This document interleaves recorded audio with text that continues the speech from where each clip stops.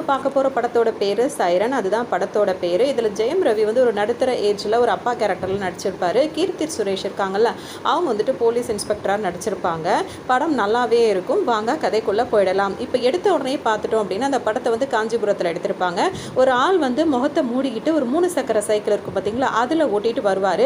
அதில் பார்த்தீங்கன்னா வந்துட்டு ஒரு மூட்டையில் வந்து ஒரு ஆளை கட்டி எடுத்துகிட்டு வருவார். அதை கொண்டு வந்து வெளியே போட்டு அவரை வந்து கத்தியாலே, அதாவது டார்ச் லைட் மாதிரி கத்தி வச்சுருப்பாரு, அந்த கத்தியாலே குத்தி அவரை கொன்னுடுவார். அப்படி அவர் கொண்டு போன ஒருத்தரை வந்து கொலை பண்ணி போட்டது மட்டும் இல்லாமல் அங்கேயே போட்டுட்டும் போயிடுவார். இது ஒரு பக்கம் இருக்குது. இப்போ மறுநாள் வந்து பார்த்திங்கன்னா தந்தையர் தினம் செலிப்ரேஷன் நடக்குது. அங்கே வந்து பார்த்திங்கன்னா ஒரு ஸ்கூலை காட்டுறாங்க. அந்த ஸ்கூலில் வந்துட்டு மலர்னு ஒரு பொண்ணு படிக்குது. அந்த பொண்ணு தான் வந்து ஹீரோவோட பொண்ணாக இருக்கும். அந்த பொண்ணு இப்போ என்ன சொல்லும் அப்படின்னு சொல்லிட்டு பார்த்திங்கன்னா, இங்கே எல்லாருக்குமே வந்து அவங்க அப்பா வந்து அதாவது நல்லா படித்தா உடனே ஃபோன்லாம் வாங்கி தருவாங்களாம். ஆனால் எங்கள் அப்பா அப்படி கிடையாது. நான் நினச்சேன்னா என் கண்ணு முன்னாடி இருப்பாங்க, எனக்காக என்ன வேணால் செய்வாங்க. எல்லோரும் இப்போ ஃபோன் வச்சுருக்காங்க, நான் தூரமாக இருக்காங்க. ஆனால் எங்கள் அப்பா நான் நினைக்கிற நேரம் என் கிட்ட இருப்பார்.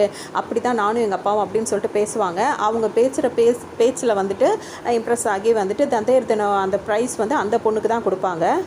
இந்த பொண்ணு இப்படிலாம் பேசுகிறத வச்சுட்டு அவங்க ஃப்ரெண்ட்ஸ்லாம் கேட்பாங்க, உங்கள் அப்பா எங்கே இருக்கார் அப்படின்னு சொல்லி கேட்கும்போது, எங்கள் அப்பா எங்கே எல்லாம் ஃபாரினில் இருக்கார். ஆனால் நான் இந்த நிமிஷம் நான் எங்கே போகிறேன் வரேன், நான் என்ன பண்ணுறேன் எல்லாமே எங்கள் அப்பாவுக்கு தெரியும். நானும் எங்கள் அப்பாவும் அவ்வளோ க்ளோஸ் அப்படின்னு சொல்லிட்டு அவங்க சொல்லுவாங்க. சரின்னு சொல்லிட்டு அந்த ப்ரைஸ் எல்லாம் வாங்கினது ஃப்ரெண்ட்ஸ் எல்லாம் சந்தோஷமாக இருப்பாங்க. ஆனால் அவங்க ஒரு விஷயத்தை நினச்சி பார்ப்பாங்க, அவங்க அப்பா வெளிநாட்டிலலாம் அவங்க சொன்ன மாதிரி கிடையாது. சின்ன வயசில் அவங்க பசங்களோட ரோட்டில் விளையாடும் போது பார்த்திங்கன்னா, அப்போ நிறைய பசங்க வந்து கொலகார பொண்ணு கூடலாம் விளையாடுறதுலாம் எங்களுக்கு பிடிக்கலன்னு சொல்லிட்டு நிறைய பேர் இவங்களை விளையாட்டுக்கே சேர்த்துக்க மாட்டாங்க. அதனாலேயே இவங்களுக்கு அப்பா மேலே வெறுப்பாக இருக்கும். இன்னொரு விஷயம் என்ன அப்படின்னு சொல்லிட்டு பார்த்தீங்கன்னா, இவர் சின்ன வயசில் அவங்க அம்மாவையே கொன்னுட்டு ஜெயிலுக்கு போயிருப்பாரு. அதனால அப்பா மேலே அளவு கடந்த வெறுப்பு தான் அவங்களுக்கு இருக்கும். ஸோ இது வெளியே தெரிஞ்சால் எல்லாரும் அந்த பொண்ணை தானே அந்த மாதிரி சொல்லுவாங்கன்னு சொல்லிட்டு தான் இவங்க அந்த விஷயத்தை எதையுமே வெளியே காட்டிக்காமல் அப்பா வந்து வெளிநாட்டில் இருக்க மாதிரி எல்லாருக்கிட்டையும் சொல்லிட்டு இருப்பாங்க. ப்ரைஸ் வாங்கிட்டு வந்தாலும் வீட்டில் வந்து அப்பாவை நினச்சி வருத்தப்பட்டு இருக்காங்க. அந்த டைம் தான் பார்த்திங்கன்னா ஹீரோவை காட்டுறாங்க. ஜெயம் ரவி தான் அப்பாவாக இருப்பார். அவர் ஜெயிலில் தான் பருந்துட்டு இருக்காரு.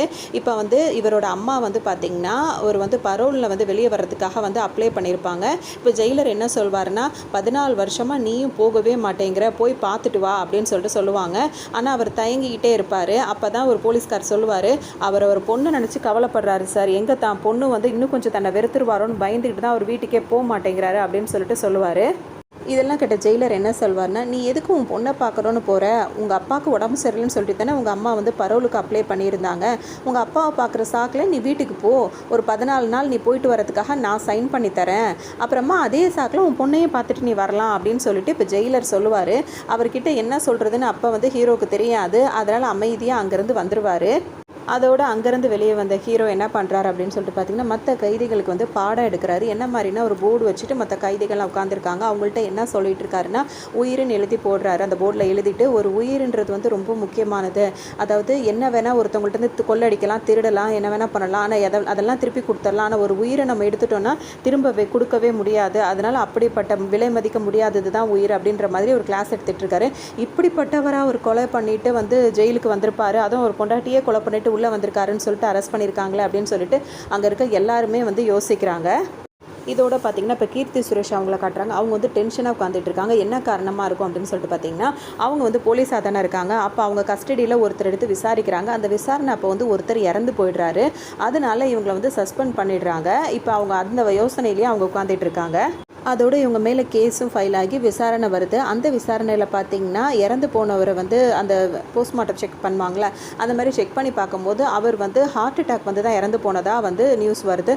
ஸோ அப்போ இவங்க மேலே தப்பு இல்லை அப்படின்னு சொல்லிட்டு இவங்க மேலே கேஸ் போட முடியாமல் போயிடுறாங்க. இருந்தாலும் அவங்களோட மேலதிகாரி இருக்காங்கல்ல, சமுத்திரகனி தான் இருப்பார். அவர் வந்து இந்த ஒரு தடவை நீங்கள் தப்பிச்சிட்டிங்க, அடுத்தாப்பில் உங்கள் மேலே எந்த கேஸ் வந்தாலும் நாங்களாம் அதுக்கு பொறுப்பேற்றுக்க முடியாது அப்படின்னு சொல்லிட்டு சொல்கிறாரு. என்ன தான் விசாரணை கமிஷனில் வந்துட்டு கீர்த்தி சுரேஷ் அவங்க வந்து தப்பு பண்ணலை அப்படின்னு சொன்னாலும் இவர் வந்து அதை நம்ப மாட்டேங்கிறார். அதாவது டிஎஸ்பியாக இருக்கிற சமுத்திரக்கனி வந்து இதை நம்ப மாட்டார். ஏன் அப்படின்னா, இறந்து போனவரை வந்து இவருடைய வந்து அதாவது வேண்டப்பட்டவராக இருப்பார். அதனால் இவங்க வேணும் தான் இப்படி பண்ணியிருக்காங்கன்னு சொல்லிட்டு இவங்க மேலே ஒரு கோவத்திலே தான் அவர் இருந்துகிட்டு இருப்பார். அதோடு இப்போ ஜெயிலில் காட்டும் போது பார்த்திங்கன்னா, ஹீரோ வந்து ஏதோ ஒன்று நியூஸ் பேப்பரில் படிக்கிறார். படித்த உடனே அவர் வந்து ஜெயிலர்கிட்ட என்ன சொல்கிறாருன்னா, சார் நான் பரோலில் வெளியே போயிட்டு வரேன் அப்படின்னு சொல்லவுடனே, சரி ஒரு 14 நாளுக்கு அதாவது 2 வாரத்துக்கு ஒன்று வெளியே அனுப்புகிறேன், டெய்லி வந்து ஸ்டேஷனில் சைன் பண்ணணும் அப்படின்னு சொல்லி அந்த கண்டிஷனோட வெளியே அனுப்புகிறாங்க. இங்கே பார்த்திங்கன்னா வீட்டில் வந்து அவர் ரொம்ப நாள் கழித்து வர்றதுனால அவங்க அம்மா, அவங்க வந்து சித்தப்பா, அதாவது தம்பி ஒய்ஃப்லாம் இருப்பாங்கல்ல, அப்புறம் அண்ணன் தம்பி ஒய்ஃப், அவங்க எல்லாருமே வந்து ஹீரோவுக்காக விதவிதமாக பயங்கரமாக சமைச்சு ஏற்பாடு பண்ணிகிட்டு இருக்காங்க.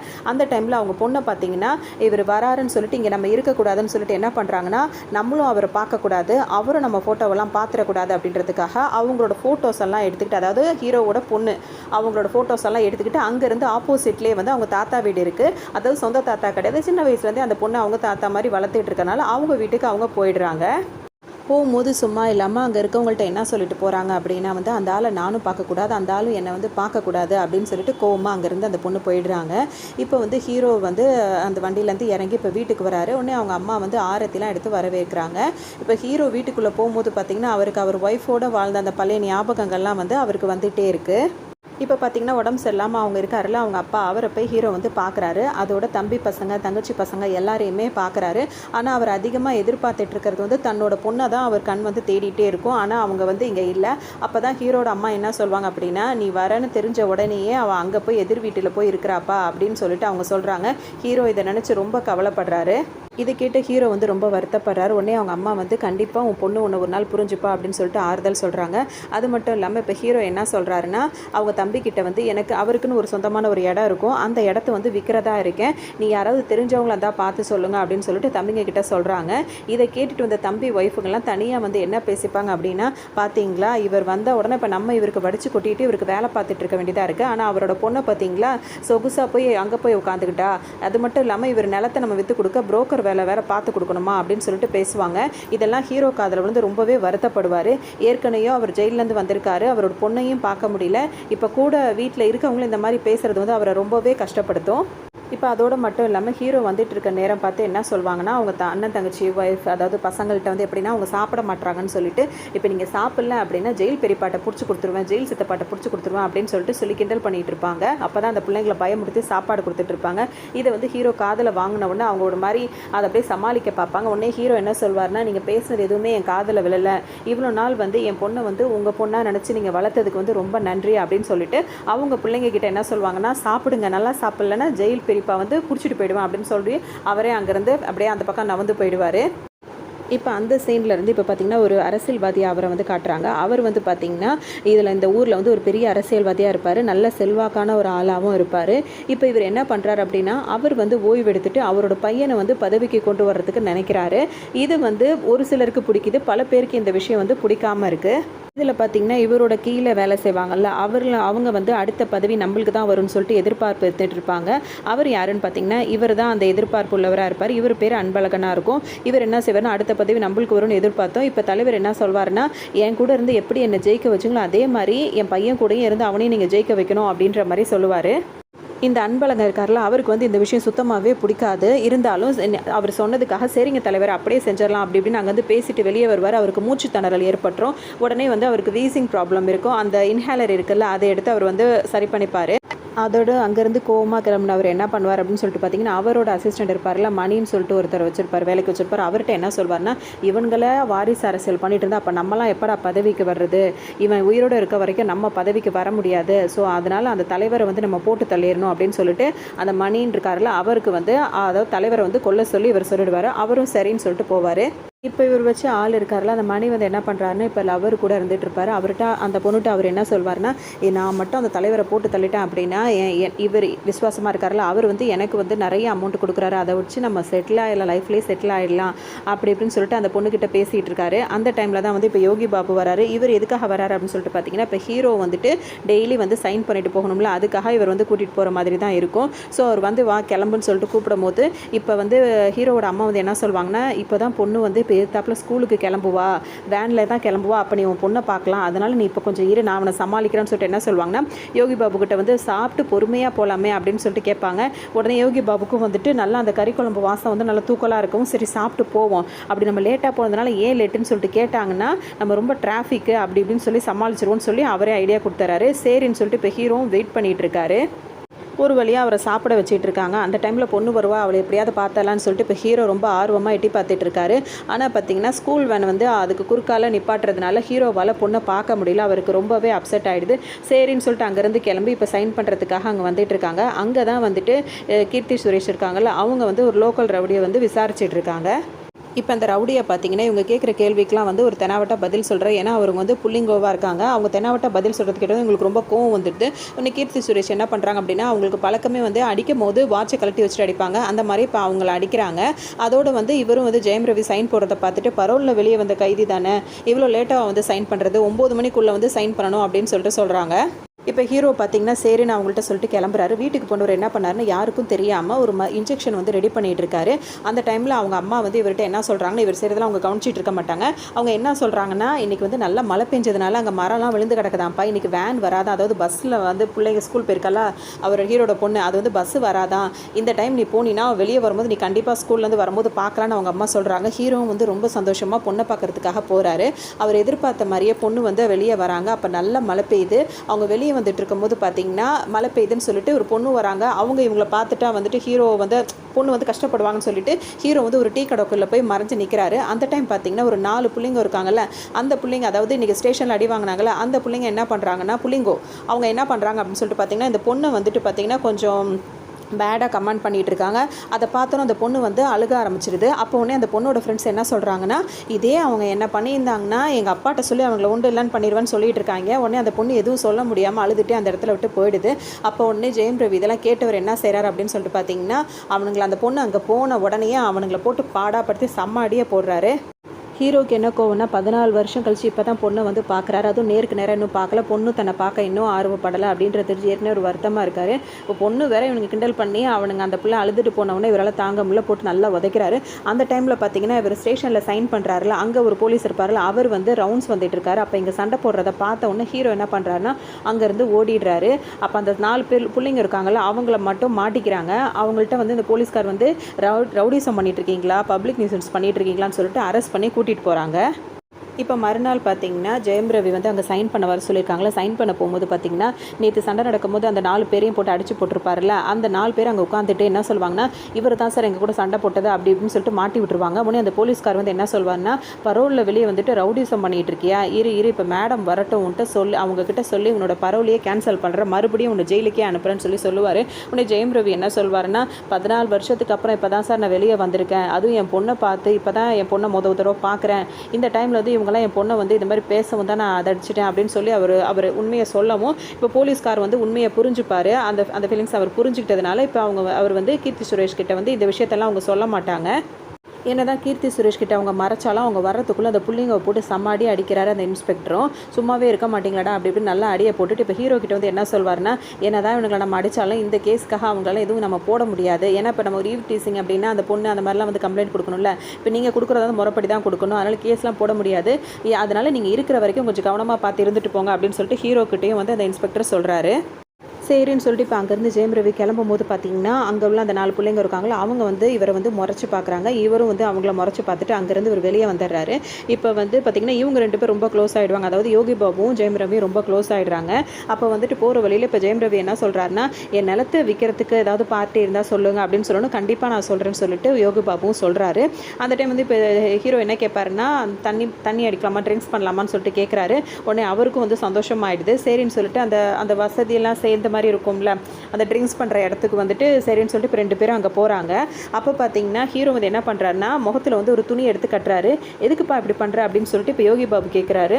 அதுக்கு ஒன்று ஹீரோ என்ன சொல்கிறாருன்னா, என்னதான் இருந்தாலும் நான் பரோலில் வெளியே வந்த கைதி, என் கூட சேர்ந்து நீங்கள் தண்ணி அடிக்கிறத யாராவது பார்த்தாங்கன்னா அது உங்களுக்கு தானே கெட்ட பேர், அதனால தான் நான் முகத்தை முடிக்கிறேன் அப்படின்னு சொல்லிட்டு அவர் சொல்கிறாரு. நீ எது செஞ்சாலும் எனக்கு அப்படியே என்னோட நல்லதுக்காகவே நீ யோசிக்கிறியப்பா அப்படின்னு சொல்லிட்டு யோகி பாபு அப்படி ரொம்ப சந்தோஷப்பட்டுட்டு இருக்காரு. இப்போ அவங்க வந்திருக்க அந்த பார் வந்து யாரோடது அப்படின்னு சொல்லிட்டு பார்த்தீங்கன்னா மாணிக்கம் இருக்கார்ல, அந்த தலைவர், அரசியல் தலைவர், அவரோட இடமா தான் இருக்கும். சரின்னு சொல்லிட்டு இப்போ இவங்க 2 பேர் அதை வாங்கிட்டு அதுக்காக பின்னாடி பக்கமாக ஒரு இடம் இருக்கும்ல, அந்த இடம் மாதிரி அங்கே போகிறாங்க. அந்த டைம் தான் பார்த்திங்கன்னா மாணிக்கமும் அங்கே வராரு. அன்பழகன் இருக்கார்ல, அவருடைய அந்த டீமில், அதாவது அரசியல் கட்சிக்குள்ளேயே இருப்பாங்கல்ல செயலாளர், அந்த மாதிரி அவரும் அங்கே வராங்க. 2 பேருமே அங்கே இருக்காங்க. அப்போ மாணிக்கம் என்ன சொல்கிறாருன்னா, நாளைக்கு வந்து நான் மது ஒழிப்பு போராட்டம் இருக்குது அதுக்கு போகிறேன்னு சொல்கிறாரு. இவர் இந்த மாதிரி ஒரு இடம் வச்சு நடத்திட்டு அது வந்து மது ஒழிப்பு போராட்டத்துக்கு போக வேண்டியது இருக்குது, அந்த கூட்டத்துக்கு போக வேண்டியது இருக்குன்னு வேற சொல்லி பேசிகிட்டு இருக்காரு. அன்பழகனுக்கு பார்த்தீங்கன்னா இது ஒரு நல்ல வாய்ப்பாக தெரியுது. எப்படியாவது இங்கே மாணிக்கத்தை வந்து, அதாவது தலைவரை வந்து முடிச்சு கட்டிடணும்னு சொல்லிட்டு ஒரு பிளான் பண்ணுறாரு. அந்த டைம் தான் பார்த்தீங்கன்னா அந்த புள்ளிங்கோவில் விக்கின்னு சொல்லிட்டு ஒரு பையன் இருப்பான். அதாவது அந்த புள்ளிங்கோ ஒருத்தர் வந்து இவர் வந்து தலைவர் இங்கே இருக்கிறத பார்த்துட்டு வந்து யாருக்கு தகவல் கொடுக்குறான் அப்படின்னு சொல்லிட்டு பார்த்தீங்கன்னா மணிக்கு தகவல் வந்து கொடுக்குறாங்க. ஏன் அப்படின்னா வந்துட்டு அன்பழகன் வந்து இந்த தலைவரை கொல்ல சொன்னது யார்கிட்டனா மணிக்கிட்ட தான். இப்போ இந்த புள்ளிங்கோ வந்து யாரோட ஆளுங்க அப்படின்னு சொல்லிட்டு பார்த்தீங்கன்னா மணியோட ஆளுங்களாக தான் இருக்காங்க. ஸோ இவர் இங்கே தான் இருக்காரு அப்படின்னு சொல்லிட்டு தகவல் கொடுக்குறாரு. அந்த டைமில் பார்த்தீங்கன்னா இப்போ யோகி பாபு என்ன சொல்லிட்டு இருக்காரு, நான் ஃபுல்லாக ட்ரிங்க்ஸ் அதிகமாக பண்ணிட்டேன் அப்படின்னா வந்து நீ தான் வந்து ட்ரைவ் பண்ணிட்டு போகணும் அப்படின்னு சொல்லவும் எனக்கு வண்டிலாம் ஓட்ட தெரியாது அப்படின்னு சொல்லிட்டு ஹீரோ அவர் பாட்டுக்கு சொல்லிட்டு இருக்காரு. இவர் பார்த்தீங்கன்னா அவர் ரொம்ப அதிகமாக ட்ரிங்க்ஸ் பண்ணிட்டு மயக்கமாகி விழுந்துடுறாரு யோகி பாபு. இது ஒரு பக்கம் இப்படி போயிட்டுருக்கு. இப்போ மாணிக்கா இருக்கார் பார்த்தீங்களா, அவர் உள்ளே வந்து தண்ணி அடிச்சிட்டு இருக்காரு. நாளைக்கு தான் வந்து அந்த போராட்டம் பண்ண வேண்டியது இருக்குது, இன்றைக்கி நம்ம தண்ணி அடிச்சிக்கலாம்னு சொல்லிட்டு அடிச்சிட்டு இருக்காரு. அந்த டைம் தான் பார்த்தீங்கன்னா இப்போ மணி வந்து உள்ளே வந்துடுறாரு. இப்போ டேபிளை வந்து ஒரு மாதிரி டரன்னு இழுத்துட்டு இருக்காங்க. இவருக்கு வந்து மாணிக்கத்துக்கு வந்து அந்த டேபிள் இழுக்கிற சத்தமே அவருக்கு ஆகாது. அதாவது எந்த சத்தமும் அவருக்கு வந்து ஆகாது. ஏன்னா காது அவருக்கு ரொம்ப வீக்காக இருக்கிறதுனால ஆகாது. எதுக்கிட்ட அதை போட்டு இழுத்துட்டு போகிறீங்க, அதை தூக்கிட்டு போங்க அப்படின்னு சொல்லிட்டு அவர் சத்தம் போட்டுட்ருப்பாரு. அவருக்கு கொல்ல வந்திருக்காங்கன்றதுலாம் அவருக்கு தெரியல. அந்த டைம் பார்த்து பவர் கட் ஆகுது. பவர் கட் ஆன உடனே பார்த்தீங்கன்னா மணி இருக்காருல்ல, அவர் வந்துடுறாரு. வந்துட்டு மாணிக்கத்தை வந்து என்ன பண்ணுறாரு அப்படின்னு சொல்லிட்டு பார்த்தீங்கன்னா அவர் கொண்டு வந்த கத்தியால் குத்திடுறாரு. ஒரு வழியாக அவரையும் அவர் கொண்டுட்டு அங்கேருந்து அவர் எஸ்கேப் ஆகிடுறாரு. இப்போ இங்கே பார்த்தீங்கன்னா யோகி பாபுவால் வண்டி ஓட்ட முடியலன்னு சொல்லிட்டு இப்போ ஹீரோ தான் வந்து வண்டியை ஓட்டிகிட்டு வராரு. அந்த டைம் தான் அவருக்கு ஒரு சில யோசனைகள்லாம் வருது. அவர் முன்னாடி வந்து ஸ்டார்டிங்கில் வந்து அதாவது ஆம்புலன்ஸ் இருக்கும்ல, அதுதான் அவர் ஓட்டிகிட்டு இருந்திருப்பார். பல உயிர்களை வந்து அவர் காப்பாற்றிருப்பார். அந்த சிந்தனைகள்லாம் அவர் வந்து போது ஏதோ ஒரு விஷயத்துக்காக தான் அவர் இந்த மாதிரி இப்போ ஜெயிலுக்கு போயிருக்காரு அப்படின்ற மாதிரி நம்மளுக்கு அந்த டைம் நம்மளுக்கு தோணும். சரின்னு சொல்லிட்டு இப்போ யோகி பாபு எங்கே கூட்டு போகிறதுன்னு தெரியாமல் அவர் வீட்டுக்கே வந்து கூட்டிகிட்டு வராரு. எதிர் வீட்டிலேருந்து ஜன்னல் வழியாக அவங்க பொண்ணு வந்து பார்க்குறாங்க. அப்படியே அமைதியாக இருந்துடுறாங்க. இங்கே பார்த்தீங்கன்னா கொல்ல சொல்லிட்டு மறுநாள் வந்து இவர் இருக்கார்ல, அது பேர் அன்பழகன், அவர் வந்துட்டு இப்போ வந்து போராட்டம் பண்ணிட்டு இருக்காரு. எங்கள் தலைவரை கொன்னவன் யாரும், அவனை கண்டுபிடிக்கணும் அப்படி இப்படின்னு போராட்டம் பண்ணிட்டு இருக்காரு. இப்போ இவங்களுக்கு பெரிய தலைவலியாக இது போயிடுது. இப்போ இவங்க இந்த கேஸை எடுத்து பார்த்துட்டு இருக்கும் போது பார்த்திங்கன்னா இப்போ இறந்து போனவரை செக் பண்ணி பார்க்கும்போது அவங்களுக்கு வந்து ஒரு யோசனை வருது. அதாவது இவங்க கஸ்டடியில் ஒருத்தர் எடுத்து அவங்க வந்து விசாரணை நடத்தும் போது அவர் இறந்து போயிருப்பார்ல, அது கேஸ் ஆகும்ல, அது வந்து யாரோட ஆளுன்னு சொல்லிட்டு பார்த்தோம்னா நம்ம வந்து இந்த மாணிக்கம் அந்த அன்பழகன் இருக்காருல்ல அவங்களோட கட்சிக்காரங்கள தான் அவர் இருப்பாங்க. அதனால் என் கட்சிக்காரனையே நீ வந்து இந்த மாதிரி பண்ணிவிட்டு நீ போலீஸ் ட்ரெஸ் போட்டுற முடியுமா, உன் ட்ரெஸ்ஸை நான் எப்படி இது அதாவது போலீஸ் யூனிஃபார்ம் ஒன்று போட விடாமல் நான் பண்ணுறேன் அப்படின்னு சொல்லிட்டு இவங்க ஆல்ரெடி இவங்க மிரட்டியிருப்பாங்க. இப்போ மாணிக்கமே இறந்து போயிட்டார். இப்போ என்னன்னு சொல்லிட்டு அவங்களுக்கு ஒரே யோசனையாக இருக்கும். இதுலேருந்து யோசிச்சுட்டு வெளியே வரும்போது பார்த்துருக்கீங்கன்னா இப்போ பத்திரிகைக்காரங்களும் கேட்டுகிட்டே இருப்பாங்க, ஏற்கனவே இதே கட்சியில் இருக்கவங்க தான் இறந்து போனாங்க, அதுவும் உங்கள் கஸ்டடியில் இருக்கும்போது இறந்து போனாங்க, இப்போ அந்த கட்சியோட தலைவரும் இறந்து போயிருக்காங்க, இதை பற்றி என்ன சொல்லி கேட்கும்போது அவங்களுக்கு என்ன சொல்கிறதுனே தெரியாது. சட்டுன்னு சுதாரிச்சுக்கிட்டு வந்து கண்டிப்பாக குற்றவாளியை சீக்கிரமாக நாங்கள் பிடிச்சிருவோம் அப்படின்னு மட்டும் சொல்லிவிட்டு அங்கேருந்து கிளம்புறாங்க. அப்போ தான் வந்து அந்த பாரில் ஒருத்தர் இருப்பார்ல, அந்த ஆளை பிடிச்சி விசாரிக்கிறாங்க, என்னடா ஆச்சு அப்படின்னு சொல்லிட்டு விசாரிக்கும் போது அந்த பையன் என்ன சொல்கிறான்னா, நான் இருக்கும் போது நல்லா தான் சரக்கடிச்சிட்டு இருந்தார், நான் வந்து ஒரு டெலிவரி வேலைக்காக வெளியே போயிட்டு வரும்போது பார்த்திங்கன்னா யாரோ வந்து அவரை மர்டர் பண்ணியிருக்காங்க அப்படின்ற மாதிரி ஒரு விசாரணையில் சொல்கிறாரு. அது மட்டும் இல்லாமல் இந்த ஆள் இன்னொரு விஷயத்தையும் சொல்கிறாரு. என்னவா இருக்கும் அப்படின்னு சொல்லிட்டு பார்த்தோம்னா, நான் திரும்ப வந்து பார்க்கும்போது கரண்ட்டும் கட்டாக இருந்தது, யாரோ கரண்ட்டை கட் பண்ணி விட்டுருக்காங்கன்னு சொல்லிட்டு தான் நான் ஒரு குச்சியை வச்சு அதை ஆன் பண்ணி விட்டேன்னு சொல்லும் போது அப்போ அந்த கொலையாளி தான் வந்து அந்த ஃப்ளெக்கை அதை இதை எடுத்து விட்டுவாங்களா, அந்த மாதிரி எடுத்து விட்டுருக்கணும். அந்த ஃபாரன்சிக்காக இருக்காங்களா அவங்க ஆளை கூப்பிட்டோம் அப்படின்னா அங்கே ஏதாவது கைரேகை இருக்கும், அதை வச்சு கொலையாளியை கண்டுபிடிக்கலாம்னு சொல்லிட்டு இவங்க இப்போ யோசிக்கிறாங்க. இது ஒரு பக்கம் போயிட்டு இருக்கும்போது அங்கே டிஎஸ்பி இருக்காருல்ல, அவரும் வந்து பார்த்திங்கன்னா இந்த மாணிக்கம் அன்பழகன் அவங்களோட கட்சிக்காரங்களாக தான் இவங்களாம் இருந்துகிட்டு இருப்பாங்க. இப்போ இவர் வந்து அந்த கீர்த்தி சுரேஷ் இருக்காங்களா அவங்கக்கிட்ட வந்து சீக்கிரமாக இதை யார் கொண்டா அப்படின்றத கண்டுபிடிங்க அப்படின்னு சொல்லிட்டு சொல்கிறாங்க. வெளியே வந்து பார்த்திங்கன்னா அன்பழகன் இருக்காரு, அவங்களோட கூட்டத்தோட அவரும் அந்த மாணிக்கத்தோட பையனும் வந்து கூட்டம் போட்டு போராட்டம் பண்ணிகிட்டு இருக்காங்க. நாங்கள் சீக்கிரமாக கண்டுபிடிச்சிருவோம், அது வரைக்கும் இந்த போராட்டம்லாம் தயவு செஞ்சு பண்ணாதீங்க அப்படின்ற மாதிரி இப்போ டிஎஸ்பி சொல்லிகிட்டு இருக்காரு, அவங்கக்கிட்ட சொல்லுவார். ஒரு பக்கம் மாணிக்கம் இறந்தது வந்து டிஎஸ்பிக்கு வந்து ஒரு வருத்தத்தை அதிகமாக்கியிருக்கும். ஏன் அப்படின்னா இந்த மாணிக்கம் அதுக்கப்புறம் அன்பழகன் இந்த டிஎஸ்பி எல்லாருமே ரொம்ப ஃப்ரெண்ட்ஸாக இருப்பாங்க. அதனால் இவரோட இறப்பு வந்து இவருக்கு ரொம்பவே ஒரு வேதனை ஏற்படுத்தி கொடுத்துருக்கோம். அவர் யோசனையிலே இருப்பார். அன்றைக்கி நைட்டு பார்த்திங்கன்னா அன்பழகன் இருக்காருல, அவரோட கெஸ்ட் ஹவுஸில் வந்துட்டு இவங்க 2 பேரும் வந்து ட்ரிங்க்ஸ் பண்ணிகிட்டு இருப்பாங்க. அந்த டைம் தான் வந்து டிஎஸ்பி என்ன கேட்பாருன்னா, ஏன்பா அன்பழகன் நீ எப்போவுமே வந்து மாணிக்கத்துக்கூடயே தானே இருப்ப, இப்போ எதுக்கு நீ அன்னைக்கு வந்து எப்படி நீ அவன் கூட இல்லாமல் போன அப்படின்னு சொல்லிட்டு கேட்டிருப்பாரு. ஆனால் கொஞ்ச நேரத்துக்கு முன்னாடி தான் அந்த அன்பழகன் இருக்காருல, அவர் தான் அந்த பாருக்கு வந்து மாணிக்கத்தை வந்து ட்ராப் பண்ணிட்டு கூட போயிருப்பாரு. அப்போ வந்துட்டு பார்த்திங்கன்னா இவர் கேட்கவும் வந்துட்டு அவர் அங்கே இருந்த மாதிரியே காட்டிக்க மாட்டார். கட்சி வேலையாக நாளைக்கு ஒரு போராட்டம் வேறு சொன்னதுனால அந்த வேலை விஷயமா நான் இருந்துட்டேன் அப்படின்னு சொல்லிட்டு இப்போ அன்பழகனும் சொல்லுவார். இப்போ டிஎஸ்பிக்கு இவர் மேலே எந்த டவுட்டும் அந்த டைமில் வராது. இப்போ இவர் இப்படி சொல்லிட்டே இருக்கும்போது இவருக்கு ஒரு கால் வருது. அதாவது அன்பழகனுக்கு ஒரு கால் வருது. அவர் எடுத்து பேசும்போது யோகி பாபு தான் பேசுகிறாரு.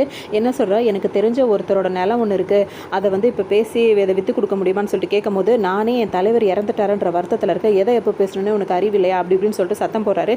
நீங்கள் ஒன்றும் கவலைப்படாதீங்கன்னு, அவரை குத்துன உங்கள் தலைவரை குத்துனால அந்த கத்தி வந்து இப்போ வந்து போலீஸ் டிபார்ட்மெண்ட் வந்து கண்டுபிடிச்சிட்டாங்க. அந்த கத்தியில் உள்ள கைரேகையை வச்சு அவன் யாருன்றதை நம்ம கண்டுபிடிச்சிடலாம் அப்படின்னு சொல்லிட்டு அவருக்கு ஆறுதல் சொல்லன்ட்டு ஃபோனை வச்சிடறாரு. இந்த டைம் பார்த்தீங்கன்னா இப்போ அன்பழகன் அவர் இருக்கார்ல, அவருக்கு ரொம்ப வேர்த்து கொட்டுது. ஏன்னா அவர் சொல்லி தான் மணி வந்து இந்த வேலையை பார்த்தாருன்றது அவருக்கு தெரியும். இப்போ ஆள் கண்டுபிடிச்சிட்டாங்கன்னு சொல்லிட்டு அவர் யோசனையில் இருக்காரு. அன்பழகனுக்கு என்ன செய்யுதுன்னே தெரியல. அப்படியே கோவமாக மாடிக்கு ஏறி வராரு, அந்த கெஸ்ட் ஹவுஸ் மாடிக்கு. அங்கே வந்து பார்த்தீங்கன்னா யார் இருக்கா அப்படின்னா மணி இருக்காருல்ல, அவர் தான் அங்கே இருந்துட்டு இருப்பாரு. அவர் என்ன பண்ணிட்டு இருக்காருன்னு பார்த்தீங்கன்னா நிறைய பணத்தை வச்சு எண்ணிட்டு இருக்காரு. அதாவது இந்த கொலையை செஞ்சு முடிச்சுட்டு அவனுக்கு இவ்வளோ பணம் கொடுக்குறேன்னு அன்பழகன் சொல்லியிருந்ததுனால, இந்த வேலை முடிச்சதுனால அவருக்கு நிறைய பணம் கொடுத்துருக்காரு. அதை தான் இப்போ அவர் கவுண்ட் பண்ணிகிட்ருக்காரு. அந்த டைம் வந்து இவர் கோவமாக வராரு. வந்துட்டு நீ கொலை பண்ணதுட்டு அது பெரிய விஷயம் கிடையாது, அதை பண்ணி முடிச்சுட்டு கத்தியவே அங்கேயே போட்டு வந்துட்டு, அந்த கத்தி வந்து இப்போ போலீஸ்காரவங்க கிட்ட இருக்குது, அதை மட்டும் எடுத்து நாளைக்கு கண்டுபிடிச்சாங்கன்னா எல்லாருமே மாட்டிக்குவோம். நீ ஒன்று செய், இந்த பணத்தெல்லாம் உன் லவர்கிட்ட கொடுத்துட்டு நீ உடனே போய் சரண்டர் ஆக, இல்லைனா உன்னை அவ்வளோதான் அப்படின்னு சொல்லிட்டு அவர் மிரட்டுறாரு. மணியை வந்து என்ன சொல்கிறாருன்னா சரின்னு அவர்கிட்ட சொல்லிவிட்டு அங்கேருந்து கிளம்புறாரு. ஒரு பக்கம் இது போயிட்டுருக்க, இப்போ இவங்க இருக்காங்கல்ல, அதாவது கீர்த்தி சுரேஷ், அவங்க வந்துட்டு இப்போ மாணிக்கத்தோட போஸ்ட்மார்ட்டம் ரிப்போர்ட் வந்து வாங்க வராங்க. அதில் பார்த்திங்க அப்படின்னா அந்த போஸ்ட்மார்ட்டம் ரிப்போர்ட் செக் பண்ண டாக்டர் வந்து என்ன சொல்கிறாருன்னா, மாணிக்கத்தோட அந்த காது சவ்வு இருக்குல்ல, அது கிழிஞ்சு தான் அவர் இறந்து போயிருக்கார். அதாவது அவருக்கு சத்தம் அலர்ஜியாக இருந்திருக்கு, அவருக்கு அதிகப்படியான சத்தங்க அந்த மாதிரி தான் அவர் வந்து இறந்து போயிருக்காரு. இதே மாதிரி கேஸை வந்து 1995 வந்து ஜிஹெச்சில் இருக்கும் போது அங்கே ஒரு கேஸ் அட்டன் பண்ணேன், அதே மாதிரி திருச்சியில் ஒரு கேஸ் அட்டன் பண்ணேன்னு சொல்லிட்டு இப்போ கீர்த்தி சுரேஷ் கிட்ட வந்து அந்த டாக்டர் சொல்லிட்டு இருக்காரு. அதோடு மட்டும் இல்லாமல் 1995 99 வரைக்கும் 8 கொலை நடந்திருக்கு. இந்த 8 கொலையில் அந்த கில்லர் வந்து என்ன பண்ணியிருக்கான் அப்படின்னு சொல்லிட்டு பார்த்தீங்கன்னா 7 கொலைகளை வந்துட்டு நல்ல சத்தத்தை அதிகமாக வச்சு அந்த சத்தத்தால் அவங்க இறந்து போகிறது. அதாவது சத்தம் வந்து சில பேருக்கு ஒத்துக்காது பார்த்தீங்களா, அவங்களுக்கு வந்து சத்தம் அதிகமாக வச்சு அந்த இயர் ட்ரம்ஸ் வந்து வெடித்து அவங்க உயிர் வந்து பிரிஞ்சிரும். அந்த மாதிரி வந்து கில்லர் வந்து கொலை பண்ணியிருக்கான். இதை நாங்கள் போஸ்ட்மார்ட்டத்தில் வந்து நாங்கள் கண்டுபிடிச்சோம். இது வந்து அப்போ நடந்த விஷயம். அதே மாதிரி 8வது ஆள் அந்த கில்லர் எப்படி கொண்டிருக்கான் அப்படின்னா வெறி தீர கத்தியால் குத்தி கொண்டு இருக்கான். அவன் டேவிட்ன்றது தான் அவனோட பேர். அவன் இன்றைக்கி வந்து சென்ட்ரல் ஜெயிலில் இருக்கான் அப்படின்னு சொல்லிட்டு இந்த டீட்டெயிலை எல்லாத்தையுமே வந்து அப்பா ஒர்க் பண்ண போலீஸ் இன்ஸ்பெக்டர் ஃப்ரெண்டு இருப்பார்ல, அவர் சொன்னதாக வந்து இந்த டாக்டர் வந்து இப்போ கீர்த்தி சுரேஷ் இருக்காங்களே, அவங்ககிட்ட வந்து இந்த டீட்டெயிலாம் சொல்லிட்டு இருப்பாரு. இப்போ இவங்களுக்கு என்ன தோணுதுன்னா, ஏன் டேவிட் வந்து மாணிக்கத்தை கொண்டு இருக்கக்கூடாது அப்படின்னு சொல்லிட்டு விசாரிக்கிறாங்க. சரி நம்ம சென்ட்ரல் ஜெயிலுக்கு போகலான்னு சொல்லிட்டு அங்கே போகும்போது பார்த்தீங்கன்னா அவர் வந்து பாளையங்கோட்டை ஜெயிலுக்கு வந்து மாற்றிருக்கிறதா வந்து அங்கே உள்ள இன்ஸ்பெக்டர் எல்லாம் சொல்லவும் சரின்னு சொல்லிட்டு அங்கே போய் விசாரிக்கிறாங்க. அங்கே என்ன சொல்கிறாங்க அப்படின்னு சொல்லிட்டு பார்த்தீங்கன்னா அவரை வந்து ரிலீஸ் பண்ணிட்டோம் அப்படின்னு சொல்லிட்டு சொல்கிறாங்க. சரி அப்படின்னு சொல்லிட்டு பழைய ரெக்கார்ட்ஸ் பார்த்து அவரோட அட்ரஸ் எல்லாம் கண்டுபிடிச்சி அங்கே போய் தேடி போகிறாங்க. அங்கே பார்த்தீங்கன்னா அந்த ஊருக்காரங்க வந்து அவர் இறந்தே போயிட்டாரு, டேவிட் இறந்தே போயிட்டாருன்னு சொல்கிறாங்க. அப்போ அந்த ஊர் போலீஸ்காரங்க என்ன சொல்கிறாங்கன்னா, அவர் உயிரோடு இருந்தால் கூட எந்த பிரயோஜனமும் கிடையாது, ஏன்னா அவருக்கு காதும் கேட்காது, வாயும் பேச வராது அப்படின்னு சொல்லிடுறாங்க. இப்போ இவங்களுக்கு வந்து இன்னும் யோசனை அதிகமாக போயிடுது. இப்போ இவங்க திரும்ப என்ன பண்ணுறாங்கன்னா, அந்த பாரில் வேலை செஞ்சார்ல அந்த ஆளை கூப்பிட்டு விசாரிக்கிறாங்க. அப்போ அவர் என்ன சொல்கிறாருன்னா, அன்னைக்கு வந்து மாணிக்கத்தை வந்து ட்ராப் பண்ணது வந்து அன்பழகன் இருக்கார்ல, அவர் தான் வந்து ட்ராப் பண்ணாருன்ற ஒரு விஷயத்தையும் சொல்கிறாரு. அது அப்போ அவங்களுக்கு அது பெருசாக தெரியல, ஏன்னா அவங்க கட்சிக்காரங்க தான் வந்து ட்ராப் பண்ணியிருக்காங்கன்ற மாதிரி அவங்க அமைதியாக இருந்துறாங்க. அது மட்டும் இல்லாமல் அன்னைக்கு வந்துட்டு ஒரு போலீஸ்காரரும் அவர் கூடவே இன்னொருத்தரும் வந்திருந்தாருன்னு சொல்கிறாங்க. அப்போ தான் இவங்களுக்கு யோசனை இருக்குது, அவர் எப்படி இருப்பாருன்னு சொல்லிட்டு கேட்கவும் அவங்க வந்து அவர் வந்து மூஞ்சில் ஒரு துண்டு கட்டியிருந்தார் அப்படின்னு சொல்லிட்டு சொல்கிறாங்க. ஏன்னா அன்னைக்கு தான் வந்து ஜெயம் ரவியும் யோகி பாபும் அந்த இடத்துக்கு போயிருப்பாங்க. சரின்னு சொல்லிட்டு இது விசாரிச்சுட்டே இருக்கும்போது அவர் ஒரு வாட்ச் கட்டியிருக்காரு. அந்த வாட்ச் இது ஏதுன்னு கேட்கும்போது அது ரொம்ப காஸ்ட்லியான வாட்சாக இருக்குது. அது வந்து ஏதுன்னு கேட்கும்போது இது என் ஆள் கொடுத்ததுன்னு சொல்லவும் ஓங்கி ஒரு அறையிறாங்க. ஏன்னு பார்த்தா இது அவங்களோட வாட்ச். எப்போவுமே ஹீரோயினுக்கு இப்போ கீர்த்தி சுரேஷ் அவங்களுக்கு வந்து அடிக்கும் போது வாட்சை கழட்டி வச்சு தான் அடிப்பாங்க. அதே மாதிரி அந்த மாணிக்கம் இறந்தப்போ வந்து அவங்க அந்த பாருக்கு போயிருக்கும் போது வாட்சை வந்து மிஸ் பண்ணியிருப்பாங்க. அந்த வாட்சை எடுத்து இவர் கட்டிக்கிட்டு இந்த மாதிரி போய் சொல்லிட்டு இருப்பாரு. இதுக்கப்புறம் இவங்க என்ன பண்ணுறாங்க அப்படின்னு சொல்லிட்டு பார்த்தீங்கன்னா, இப்போ அன்பழகனை போய் நம்ம விசாரிக்கணும் அப்படின்னு சொல்லிட்டு அங்கே போகிறதுக்காக ஏற்பாடு பண்ணிட்டு இருக்காங்க. அந்த டைமில் யோகி பாபு என்ன சொல்கிறாருன்னா, அவரும் ஜெயம் ரவியும் வந்துட்டு அன்பழகனை பார்த்து அந்த இடம் விற்க வேண்டியது இருக்குல்ல, அதுக்காக வந்து அவர் அன்பழகனோட பண்ண வீட்டில் வந்து வெயிட் பண்ணிகிட்டு இருக்காங்க. இப்போ அன்பழகன் பார்த்திங்கன்னா அவரோட கட்சி மீட்டிங்கை முடிச்சுட்டு இப்போ உள்ளே வராரு. அந்த டைம் பார்த்திங்கன்னா இவங்க பேச வந்த அந்த பத்திரம் வந்து வண்டிக்குள்ளே இருக்குன்னு சொல்லிட்டு யோகி பாபு போய் அதை எடுத்துகிட்டு வரேன்னு சொல்லிட்டு அவர் போகிறாரு. அப்போ தான் வந்து அன்பழகன் வந்து ஹீரோ ஜெயம் ரவி இருக்காருல்ல, அவரை வந்து பார்க்குறாரு. பார்க்கும் போது உன்னை எங்கேயோ பார்த்த மாதிரி இருக்கே அப்படின்னு சொல்லிட்டு யோசிச்சுட்டே இருக்காரு. ஆனால் ஹீரோ எதுவுமே பேசாமல் அமைதியாக உட்காந்துட்டு இருக்காரு. நீ வந்து ஆம்புலன்ஸ் டிரைவர் தானே அப்படின்னு சொல்லிட்டு இப்போ வந்து இவர் கண்டுபிடிச்சார். அன்பழகன் வந்து கண்டுபிடிச்ச உடனேயே இப்போ ஹீரோ வந்து என்ன பண்ணுறாரு, அவர் கண்டுபிடிச்ச சொன்ன உடனே வந்து அவர் அடிக்க ஆரம்பிச்சார். 2 பேருக்குள்ளே இப்போ சண்டை நடந்துட்டு இருக்கு. அந்த டைம் பார்த்திங்கன்னா ஹீரோ வந்து அவர் நல்லா அடிச்சு போட்டுறவும் அவருக்கு வந்து இப்போ மூச்சு வாங்குது. ஏற்கனவே அவருக்கு வீசிங் ப்ராப்ளம் இருக்குல்ல, அதனால் மூச்சு வாங்க உடனே இப்போ ஹீரோ வந்து என்ன பண்ணுறாருன்னா அவரோட சட்ட பாக்கெட்டில் இருந்து அந்த இன்ஹேலர் இருக்கும்ல அதை எடுத்து தூக்கி போடுறாரு. அப்போ அந்த அன்பழகனும் என்ன பண்ணுறாருன்னா அதை எடுத்து வந்து அந்த பண்ணுவாங்களா அந்த மாதிரி பண்ணிட்டு இருக்காரு. அது அவர் பண்ண உடனே பார்த்தீங்கன்னா அவர் தடுமாறி அப்படியே கீழே விழுந்துடுறாரு. அந்த டைம் பார்த்தீங்கன்னா கீர்த்தி சுரேஷ் இருக்காங்களா, அவங்க வந்து அன்பழகனை விசாரிக்கிறதுக்காக இங்கே வந்துட்டு இருக்காங்க. இதை வந்து யோகி பாபு பார்த்துடுறாரு. இந்த டைமில் நம்ம இங்கே இருக்கிறத இவங்க பார்த்தாங்க அப்படின்னா டியூட்டி பார்க்காம இங்கே என்ன வேலை பார்த்துட்டு இருக்கு அப்படின்னு சொல்லிட்டு நம்மள ஏதாவது திட்டுவாங்க அப்படின்னு சொல்லிட்டு என்ன பண்ணுறாருன்னா ஹீரோ அங்கேருந்து கூப்பிட்டு வேகமாக அவர் அங்கேருந்து போயிடுறாரு. அந்த டைம் இவங்க வந்து கீர்த்தி சுரேஷ் உள்ளே வந்து பார்க்கும் போது பார்த்தீங்கன்னா அன்பழகன் வந்து இறந்து போய் கிடக்குறாரு. ஏன் அப்படின்னா ஹீரோ இதுக்கு முன்னாடி அந்த இன்ஹேலரில் ஒரு இன்ஜெக்ஷன் ரெடி பண்ணிட்டு இருந்தார்ல, அந்த இன்ஹேலரை தான் இப்போ வந்து தூக்கி கொடுத்துருக்காரு. அன்பழகன் வந்து அது தெரியாமல் தான் வச்சிருந்ததுன்னு நினச்சிட்டு தான் அதை இன்ஹேல் பண்ணும் போது தான் அவர் இறந்து போயிருக்காரு. இந்த டைம் பார்த்தீங்கன்னா டிஎஸ்பி இருக்காருல, அவர் வந்து கோவமா வராரு. ஏன்னா ஏற்கனவே மாணிக்க இறந்து போயிட்டார், இப்போ அன்பழகனும் இறந்து போயிட்டதுனால இவர் ரொம்ப கோவப்படுறாரு. உனக்கு 48 மணி நேரம் டைம் கொடுக்குறோம், அதுக்குள்ளே கொலையாளி யாருன்றது வந்து எனக்கு வந்து கண்டுபிடிச்சி நீ சொல்லணும் அப்படின்னு சொல்லிட்டு அவர் சொல்கிறாரு. இவங்களுக்கு குழப்பத்துக்கு மேலே குழப்பமாக இருக்குது, என்ன பண்ணுறதுன்னு தெரியல. ஆனால் இப்போ அவங்களுக்கு ஒரு யோசனை வருது. அந்த பாரில் வேலை பார்க்குற பையன் வந்து அன்னைக்கு ஒரு ஆள் வந்து ஒரு நம்ம ஸ்டேஷனில் வேலை பார்க்குற ஒரு ஆளோட கூட்டு வந்தாருன்னு அந்த ஃபோட்டோஸ், அதாவது ஸ்டேஷனில் இருக்கிற எல்லாரோட ஃபோட்டோவையும் அந்த பையன் கிட்ட கொடுக்குறாங்க. இதில் நீ யாரை பார்த்த, எந்த போலீஸை வந்து அன்றைக்கி நீ பாரில் பார்த்த அப்படின்னு சொல்லிட்டு அவங்க கேட்டுட்ருக்காங்க. அந்த பையன் அந்த ஃபோட்டோஸ் எல்லாம் பார்த்துட்ருக்கான். இதுக்கு இடையில வந்து பார்த்திங்கன்னா இப்போ அன்பழகனோட அந்த போஸ்ட்மார்ட்டம் ரிப்போர்ட் இருக்குல்ல, அது வருது. அதில் பார்த்திங்கன்னா அவர் இறந்ததுக்கு காரணம் வந்து அவரோட பிளட் சுகர் வந்து அதிகமாக தான் இறந்துருக்காரு அப்படின்னு சொல்லிட்டு காட்டுது. ஏன் அப்படின்னா அவருக்கு வந்து மூச்சுத்திறல் ஏற்பட்டுச்சுல, அதில் வந்துட்டு அந்த ஹைட்ரஜன் சைனைட் இருக்கும்ல, அதை வந்து மிக்ஸ் பண்ணியிருக்காங்க அப்படின்னு சொல்லிட்டு அந்த ரிப்போர்ட்டில் வருது. இப்போ இவங்களுக்கு இன்னும் கொஞ்சம் சந்தேகம் அதிகரிச்சுட்டே இருக்குது. இதே மாதிரி இதுக்கு முன்னாடி ஏதாவது கொலை நடந்திருக்கா அப்படின்னு சொல்லிட்டு விசாரிக்கும் போது 3 கொலை இந்த மாதிரி நடந்திருக்கு. அந்த 3 கொலையை பண்ணது வந்து ரிஷின் ஒரு ஆள் தான் பண்ணியிருக்கான். அவன் எங்கே இருக்கான் அப்படின்னு சொல்லிட்டு கேட்கும்போது புழல் ஜெயிலில் அவன் இருக்கிறதா அவங்க வந்து கண்டுபிடிக்கிறாங்க. இப்போ இவங்க என்ன யோசிக்கிறாங்கன்னா, டேவிட்னு ஒருத்தர் இருந்தார்ல, அவர் வந்து இறந்து போயிட்டாரு. அவரோட பேட்டர்ன்லேயே வந்து மாணிக்கத்தை கொண்டிருக்காங்க. ரிஷி இருக்காரு, அவர் வந்து ஜெயிலில் தான் இப்போ இருந்துட்டு இருக்காரு, அவர் ஒன்றும் வெளியவே இல்லை. அவரோட பேட்டர்னில் வந்து இப்போ வந்து அன்பழகனை கொண்டு இருக்காங்க. இது யார் பண்ணியிருப்பா அப்படின்னு சொல்லிட்டு இப்போ கீர்த்தி சுரேஷ் வந்து ரொம்ப யோசிச்சுட்டு இருப்பாங்க. அந்த டைமில் பார்த்தீங்கன்னா ஒரு அம்மா வந்து கேஸ் கொடுக்க வருவாங்க. யாராக இருக்கும்னு சொல்லிட்டு பார்த்தீங்கன்னா அந்த புள்ளைங்களெலாம் போட்டு அடித்தாங்கல்ல, அந்த பிள்ளைங்களோட அம்மா தான் இருப்பாங்க. என் பையனை காணோன்னு சொல்லிட்டு வந்து கம்ப்ளைண்ட் கொடுப்பாங்க. அவன் ஃபோட்டோவை வாங்கி பார்த்த போலீஸ் கீர்த்தி இருக்காங்களா, அவங்க என்ன சொல்லுவாங்கன்னா, இவன் வந்து எங்கேயாவது சின்ன சின்ன திருட்டை பண்ணிவிட்டு எங்கேயாவது போய் ஒளிஞ்சிட்டு இருப்பான், அப்புறம் வந்துடுவான்னு சொல்லிட்டு அனுப்புவாங்க. அதுக்கு உடனே வந்துட்டு அங்கே இருக்க இன்ஸ்பெக்டர் என்ன சொல்வார்னா, இவன் திருட்டு வேலை மட்டும் பார்க்கறது இல்லை, பப்ளிக்கையும் போட்டு வம்பு வளர்த்துட்டு இருக்கான். ஹீரோ இருக்காருல்ல, அதாவது ஜெயம் ரவியோட பொண்ணை கூட இவன் வந்து இந்த மாதிரி வம்பு வளர்த்துருக்கான், அதனால் அவர் போட்டு அன்றைக்கி அடிச்சிட்டாரு அப்படின்னு சொல்கிறாரு. அது கேட்டு கீர்த்தி சுரேஷ் வந்து, அதாவது பரோலில் வெளியே வந்த ஒரு கைதி வந்து பப்ளிக்கை போட்டு அடிச்சிருக்கான், இந்த விஷயத்தை ஏன் என்கிட்ட நீங்கள் சொல்லாமல் மறைச்சிங்கன்னு சொல்லிட்டு அவங்கள வந்து திட்டுறாங்க. அது மட்டும் இல்லாமல் அவங்க அந்த அம்மாவுக்கு வந்து சமாதானம் பண்ணுறாங்க, உங்கள் பையனை எப்படியாவது நான் கண்டுபிடிச்சி தரேன்னு சொல்லிட்டு சொல்கிறாங்க. இப்போ இவங்களுக்கு வந்து ஒரு டவுட் வருது. இப்போ ஹீரோவோட ஹிஸ்ட்ரியெல்லாம் எடுத்து பார்க்குறோன்னு சொல்லிட்டு பார்க்குறாங்க. அப்போ தான் வந்து 2005 அந்த மாதிரி டைமில் வந்து ஹீரோ வந்து அந்த சென்ட்ரல் ஜெயிலில் இருந்திருக்காரு, அதுக்கப்புறம் பாளையங்கோட்டை ஜெயிலில் இருந்திருக்காரு, அதுக்கப்புறம் புழல் ஜெயிலே இருந்திருக்காரு. இந்த 3 ஜெயிலையுமே வந்துட்டு டேவிட்டும் இருந்திருக்காரு, இப்போ இறந்து போனார்ல ரிஷின்னு ஒருத்தர், அவரும் இருந்திருக்காரு. அப்போ வந்துட்டு ஹீரோக்கும் அவங்களுக்கும் ஏதோ ஒரு கனெக்ஷன் இருக்குது. அவங்க பேட்டர்ன்லேயே வந்து தான் அவங்க அங்கே இருக்கும்போது ஹீரோவும் அந்த இடத்துல இருந்திருக்காருன்னா, அப்போ ஹீரோ இதெல்லாம் தெரிஞ்சுக்கிட்டு தான் ஏதோ பண்ணியிருக்காரு அப்படின்னு சொல்லிட்டு இப்போ ஹீரோ மேலே அவங்களுக்கு ஒரு டவுட் வருது. அந்த டைமில் தான் வந்து அந்த பாரில் அந்த பையனை கூப்பிட்டு அந்த ஃபோட்டோஸ் கேட்டிருந்தாங்கல்ல, அதை வந்து அவர் யோகி பாபு அப்படின்னு சொல்லிட்டு இந்த போலீஸ் தான் கண்டுபிடிச்சிருவாரு. பக்கத்தில் உள்ள ஹீரோ ஃபோட்டோ காட்டும் போது ஆமாம் இவரான்னு கரெக்டாக தெரியலன்னா, அவர் முகத்தை மூடி இருந்தார், ஹைட்டு பார்த்தா இவர மாதிரி தான் இருக்குன்னு சொல்லிட்டு அந்த பையனும் சொல்லிடுறான். இப்போ உடனே அவங்க எங்கே வராங்க அப்படின்னு சொல்லிட்டு பார்த்தீங்கன்னா, இப்போ ஹீரோவை தேடி கண்டுபிடிச்சி அவர் இழுத்துட்டு போகிறதுக்காக வராங்க. அந்த டைமில் பார்த்தீங்கன்னா ஹீரோ வந்து அவர் இடத்த வந்து விற்கிறதுக்காக இருக்காருல, அதுக்கு சைன் பண்ணிட்டு இருக்காரு. அவங்க பொண்ணு வந்து அதுக்கு சைன் பண்ணிட்டு இருக்காங்க. அந்த டைமில் இவங்க கீர்த்தி வந்து என்ன பண்ணுறாங்கன்னா, அவரை அரெஸ்ட் பண்ணி இழுத்துட்டு வராங்க. இது அவங்க பொண்ணும் பார்க்குறாங்க, ஆனால் தடுக்கவும் இல்லை, எதுவுமே இல்லை. வீட்டுக்கு வந்து கதவை சாத்திக்கிறாங்க. அவங்க வந்து அதுக்காக வருத்தமும் படல, ஏன்னா அந்த அளவுக்கு அவங்க அப்பா மேலே கோவமாக இருக்காங்க. இந்த டைம் தான் பார்த்தீங்கன்னா அந்த கீர்த்தி சுரேஷ் வந்து ஹீரோவோட அந்த ஹிஸ்ட்ரி இருக்கும்ல, அதாவது அவர் எதுக்கு இப்போ ஜெயிலுக்கு வந்தார், அவர் அந்த இதெல்லாம் படிக்கும் போது பார்த்தீங்கன்னா அன்பழகன் தான் வந்து இவருக்கு வந்து சாட்சி சொல்லியிருக்காரு, அதனால தான் இவருக்கு தண்டனை கிடச்சிருக்கு அப்படின்ற விஷயத்தையும் இவங்க கண்டுபிடிக்கிறாங்க.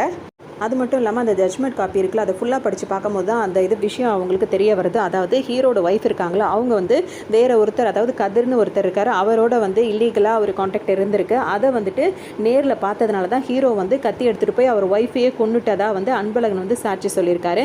இப்படி தான் அந்த ஜட்ஜ்மெண்ட் காப்பியில் இருக்குது. இதை பார்த்த இப்போ கீர்த்தி சுரேஷ் இருக்காங்களா, அவங்க என்ன பண்ணுறாங்கன்னா, இப்போ ஜட்ஜ் கிட்ட கூட்டிகிட்டு வராங்க ஹீரோவை.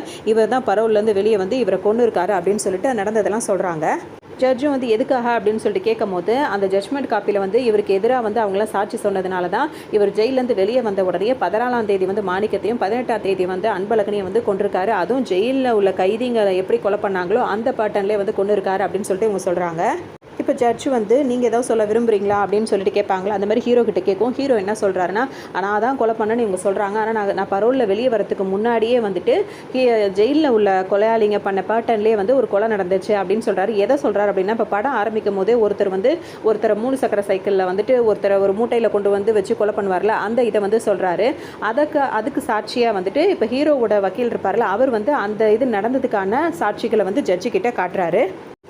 இப்போ இதில் இன்னொரு விஷயமும் இருக்குது. இப்போ டேவிட் ரிஷி மாதிரி இன்னொரு ஆள் இருப்பார். அவர் என்ன பண்ணுவாருன்னு சொல்லிட்டு பார்த்தீங்கன்னா, டார்ச் லைட் வச்சுருந்து அதுக்குள்ளே வந்துட்டு கத்தி வச்சுருப்பாங்க. அதில் கொலை பண்ணிட்டு போகிறது ஒரு பேட்டர்னாக இருக்கும். இப்போ 3 பேட்டர்னாக இருக்குல்ல. இந்த இது வந்து எப்படின்னா, இப்போ ஹீரோ வந்து வெளியே வரதுக்கு முதல் நாள், அதாவது பரோலில் வெளியே வரதுக்கு முதல் நாள் வந்து ஒரு கொலை நடந்ததில்ல, அந்த கொலை வந்து டார்ச் லைட்டில் கத்தி வச்ச மாதிரி தான் கொலை பண்ணிட்டு போட்டு போயிருப்பாங்க. அப்போ இதை பண்ணது வந்து பீகாரில் உள்ள ஒருத்தன் தான் வந்து பண்ணியிருப்பான். அதாவது வந்து என்ன சொல்வாருன்னா, ஜெயிலில் உள்ளவங்களுக்கோ வெளியே உள்ளவங்களுக்கோ வந்து இந்த டார்ச் லைட் மாட்டுற பற்றி தெரியாமல் யாருக்குமே இல்லை. இதை செஞ்சவன் வந்து 2 வருஷத்துக்கு, அதாவது இந்த மாதிரி பேட்டர்னில் கொலை பண்ணவன் வந்து 2 வருஷத்துக்கு முன்னாடி தண்டனை அனுபவிச்சு இறந்து போயிட்டான். அப்போ இது யார் பண்ணது அப்படின்னு சொல்லிட்டு கேட்கும் போது இப்போ எல்லாருக்கும் ஒரே குழப்பமாக இருக்கும். இதெல்லாம் விசாரித்த ஜட்ஜி இப்போ என்ன கேட்பாருன்னா, சரி அப்போ 8ஆம் தேதி கொலை நடந்துச்சுல, அதை யார் பண்ணது அப்படின்னு சொல்லிட்டு கேட்கும் போது இப்போ கீர்த்தி சுரேஷ் வந்து அப்படியே முழிச்சிட்டே இருப்பாங்க. அப்போ வந்து ஹீரோ என்ன சொல்வார்னா, அதை பற்றி அவங்களுக்கு தெரியாது, அப்போ அவங்க சஸ்பென்ஷனில் இருந்தாங்கன்னு சொல்லிட்டு சொல்லுவார். என்ன சஸ்பென்ஷன் அப்படின்னு சொல்லிட்டு ஜட்ஜி கேட்கும் போது, இப்போ இந்த ஒரு போராட்டம் நடந்துச்சுல்ல, அதாவது அன்பழகனும் மாணிக்கம் எல்லாம் சேர்ந்து போராட்டம் பண்ணாங்களா, அந்த போராட்டத்தில் வந்துட்டு தான் அவங்க வந்து அவங்களோட ஆளை வந்து இவங்க அரெஸ்ட் பண்ணி அவங்க கஸ்டடியில் வச்சுருப்பாங்க. அப்போ தான் அவர் இறந்துருப்பார். அந்த கேஸ் விஷயமாக தான் அவங்கள வந்து சஸ்பென்ஷன் பண்ணியிருப்பாங்க. அதனால அப்போ இறந்து போனதுனால அவங்களுக்கு தெரியாது, இந்த மாதிரி இப்போ அவங்க கட்சிக்காரங்களை இவங்களே கொண்டு இருக்காங்க அப்படின்னு சொல்லிட்டு சஸ்பென்ஷன் கிடச்சி தான் அவங்க வந்து கொஞ்ச நாள் அப்படி இருந்துட்டு தான் அவங்க திரும்ப டியூட்டியில் வந்து ஜாயின் பண்ணாங்க. இப்போ வந்து பார்த்திங்கன்னா அவங்களே அந்த வருத்தத்தில் அவங்க 2 பேரையும் கொண்டுட்டு என் மேலே தேவையில்லாத என் கட்சிக்காரன் மேலே இந்த மாதிரி பழிய போடுறாங்க அப்படின்னு சொல்லிட்டு கேஸ் அவங்க பக்கம் திருப்பி விட்டுருவாங்க.